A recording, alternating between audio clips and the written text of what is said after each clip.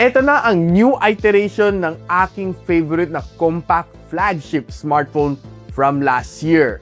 And this is no other than the Vivo X300. It used to be X200 Pro Mini, pero this time around, binago na yung pangalan, wala ng Pro Mini, it's just simply X300. Pero it's a continuation ng X200 Pro Mini. Now, there's quite some significant changes dito sa phone na ito, and we'll explore it one by one dito on this video. So, samahan niyo ako, huwag kayo skip ng skip.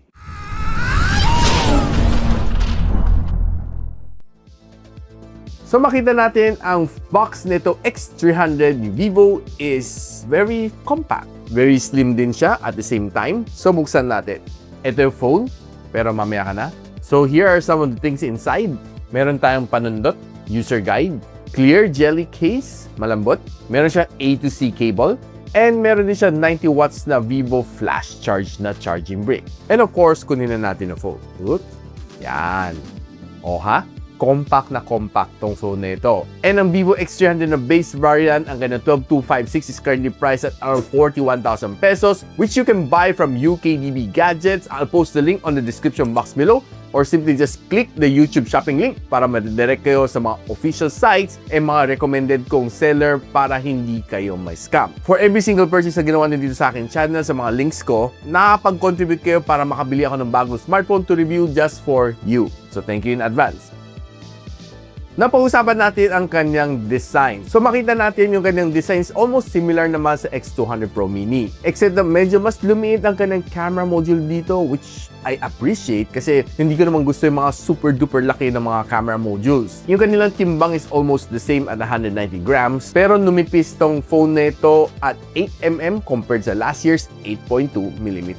Now, one of the good things naman dito sa phone na ito, despite being a China-ROM phone, kayang-kaya pa rin niya sumagap ng 5G signal dahil this is a flagship level phone.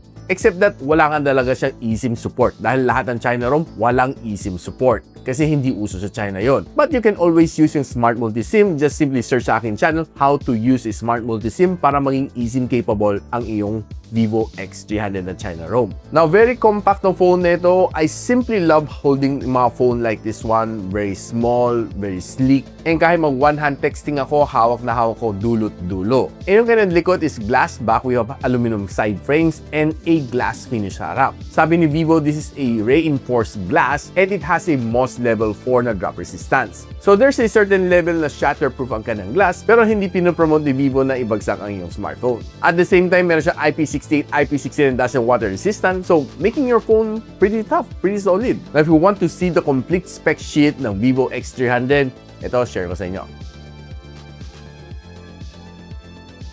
Now, if you're trying to do all of your multitasking dito sa phone nito, which I did for 2 weeks, talagang matutuwa ka naman dito. Dahil sobrang powerful naman itong phone nito, it can simply perform any task without any single problem. So ano nga ba mga tasks na ginawa ko dito? Mostly multitasking. Doing my Word document, spreadsheet, editing some quick videos dito sa phone nito, doing some AI, and even playing some games. Lahat ng yan maning-manilan dito sa phone nito. And we'll talk about the gaming a little bit more later. And by the way, this one is running Origin OS 6 inside Android version 16. And it will get a 5 major Android upgrades. So meaning you should be updated sa Android 17, 18, 19, 20, 21. So matagal-tagal pa yan. Humahabol na rin si Vivo sa mga longevity ng mga smartphone. Pero para sa akin, personally, on a average lifespan ng isang smartphone, let's just say 4 years. So, most likely, magpapalit ka na ng bago. So, kahit bigyan mo ng 6-7 major Android upgrades, probably you won't be able to enjoy it kasi nakapagpalit ka na ng bagong phone. But nevertheless, the phone na ito is so powerful dahil it's being powered by the MediaTek Dimensity 9500, which is a step up from the 9400 from the Vivo X200 Pro Mini.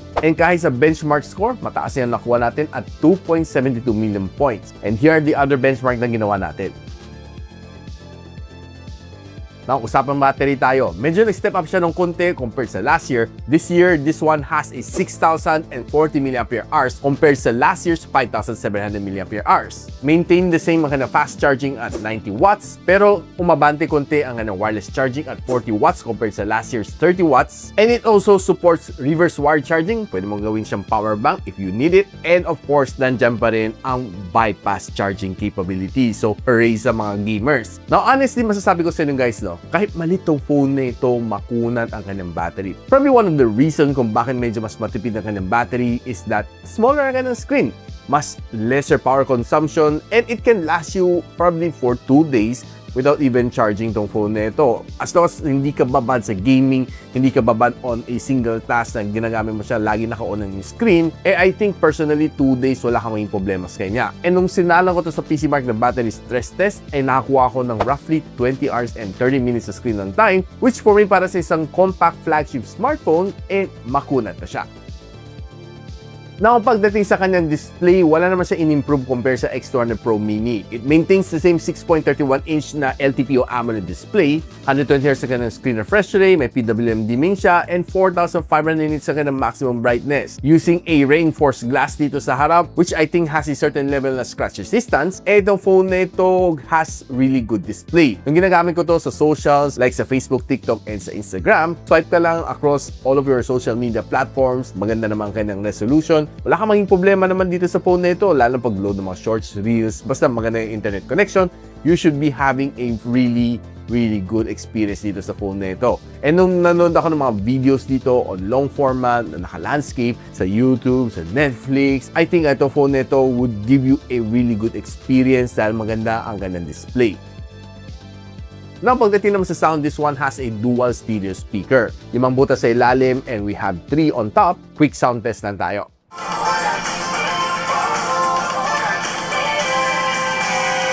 Itong phone ba ito is unang kilig ninyo? Honestly, yung kanyang sound is not bad. Flagship level naman siya. Pero mas malakas ang tunog ng X300 Pro. Based sa akin personal experience, ha? Pero itself is not bad para sa akin. Now, since this one has a really powerful na processor, hindi ko naman talaga maiwasan maglaro ng mga games dito on this phone. Pero initial warning sa inyo, medyo mainit tong phone na ito, and I was able to play 3 games dito. Call of Duty Mobile, Genshin Impact, and Wuthering Waves. Pagdating kay Call of Duty Mobile, maning-mani lang naman kanya 120 FPS. Wala kang maging problema dito sa kanya, magandang graphics, smooth na smooth ang yung gameplay, consistent naman siya at 120, minsan umabot pa siya na 125 nung tinitingnan ko sa FPS counter. And pinakamababa na dinadrop niya is around nasa 119 to 118.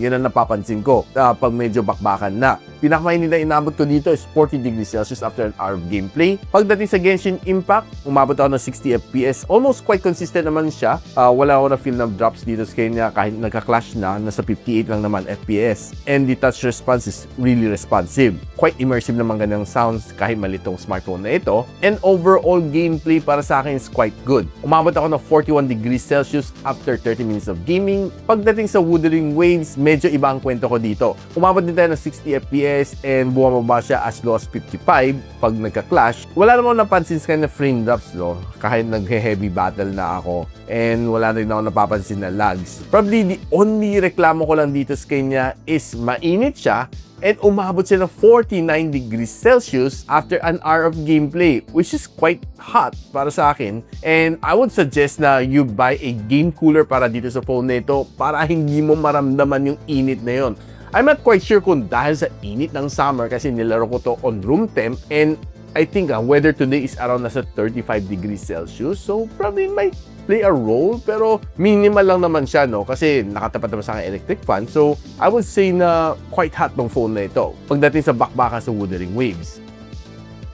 So right now guys, let's talk about yung kanyang camera. There's a little bit of improvement compared sa X300 Pro Mini, ang kanyang main sensor. Last year, it used to be a 50MP na main camera sensor, but this year, nag-bump up siya to 200MP na OIS sensor. Meron din siya 50MP na periscope telephoto lens with 3 times optical zoom, and meron din siya 50MP na ultra-wide lens na may 119 degrees na field of view. Lahat yan, Zeiss T-lens coating, and it can shoot you up to 4K at 120 FPS. And pagdating sa harap, meron kang 50MP na selfie shooter, which can also shoot you up to 4K and 60. Now, pagdating sa outdoor, I would say na na-impress naman ako sa mga photo niya, lalo sa mga greens. Honestly, pag tinignan mo naman dito sa kanya, maganda ang mga greens na na-capture ko dito sa kanya. I would say na it's a little bit saturated, pero maganda naman kanya saturation. Wala kang maging problema sa mga photos dito. Kahit quick snap, I would say na mabilis siya mag-focus. Ang kanyang focusing dito sa kanya is really lightning fast. So kahit magalaw yung object, makaka-capture mo rin dito sa kanya. And if you're trying to stroll around sa mga vicinity, you'll be able to take some good snaps dito using this camera.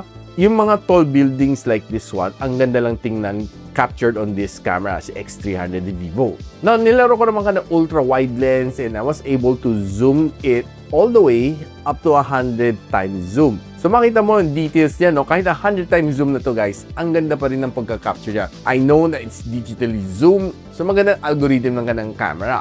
Now pagdating sa mga indoor low light, taking sa mga Christmas lanterns, parang aga, no? May Christmas lanterns na sa Green Hills. And also some of these other shots sa mga Filipino novelties na pampasalubong, okay naman siya. For me, magandang na-capture ko dito, dali mag-focus. At even mga food shot dito na na-capture natin is not bad. Probably one reklamo ko lang dito sa kanya is medyo mas brighter siya as opposed sa X200 Pro Mini, which you probably might need to lower down yung kind of exposure to negative 0.3 manually. Pero kung kumukuha ka ng mga stuffed dolls dito, I think pretty nice and pretty solid din itong kanyang camera. And even further low light, talagang, well, I would say na talagang performer itong kanyang camera. Now, on outdoor, taking some selfies, honestly, natuwa na ba sa kanyang camera? It was really good. Medyo nakikip pa niya konting blemish sa akin mukha. Hindi siya totally na nabi-beautify. So, in some sense, it's still natural looking. Just a little bit of filter. Yun na napansin ko. By default, wala akong inalikot dito sa kanya. You'll be able to get some really nice selfies dito on this camera. For me, nag-improve siya over sa X200 Pro Mini. Kahit sa indoor, it's still going to get you some really nice snap dito despite kahit medyo low light, but still, it's really a performer. So, pakita ko lang sa inyo a quick video from the front-facing camera. The base variant, also using just my bare hand, and I'll say na pretty solid. Pwede ito pang vlog, and very compact pa siya. Kaya mag-pan around ka, hindi siya malikot. And this one from the rear camera. Base variant. 4K and 60, perfect to for vlogging. Very stable using just my bare hand. And I would say na, kaya lang gawin mo, no? Kaya mag-pan around ka pa, okay siya. Hindi siya malikot. So guys, ano masasabi ko dito sa bagong X300 ni Vivo? Honestly, it's just a little bit of price increase compared sa X200 Pro Mini. Si X200 Pro Mini around 40,000 pesos and this one around 41,000 pesos. Pero yung mga specs niya, yung mga improvement niya, for me, it's quite a bit significant. Hindi naman siya sobrang laki ng lundag na generational leap, pero you'd see yung mga improvement niya sa processor, sa kanyang main camera sensor, lalo na sa kanyang selfie camera. It took a big improvement. And what I like din dito sa kanya is medyo lumina ka ng camera bump compared sa X200 Pro Mini, which I honestly personally appreciate. And the rest remains the same naman. Would I recommend the phone na ito? Of course, it's a good choice. Pero you can also consider your Xiaomi 17, which we just previously reviewed. It's also a good compact flagship smartphone. May laban siya dito sa X300. So kaya guys, are you willing to spend your money on the Vivo X300? Let me know in the comments. And kung gusto niyo malaman kung saan niyo pwede mabili itong phone nito, I'll post the link on the description box below, or just simply click yung YouTube shopping link para ma-direct kayo sa mga recommended kong stores para makabili kayo nito, or you just simply go to Facebook page ni UKDB Gadget. Siyempre, in-encourage ko kayo to like, subscribe dito sa aking channel so you don't miss out mga review just like this one, si Vivo X300. So paano yan guys, hanggang dito muna ako and I'll see you when you see me. Peace out. And so, ako para si Richmond and you're watching Gadgetsidekick. What's up? Like and subscribe to my channel. Don't forget to hit that notification bell. For one of my latest uploads, click the dito. And for one of my popular uploads, click here.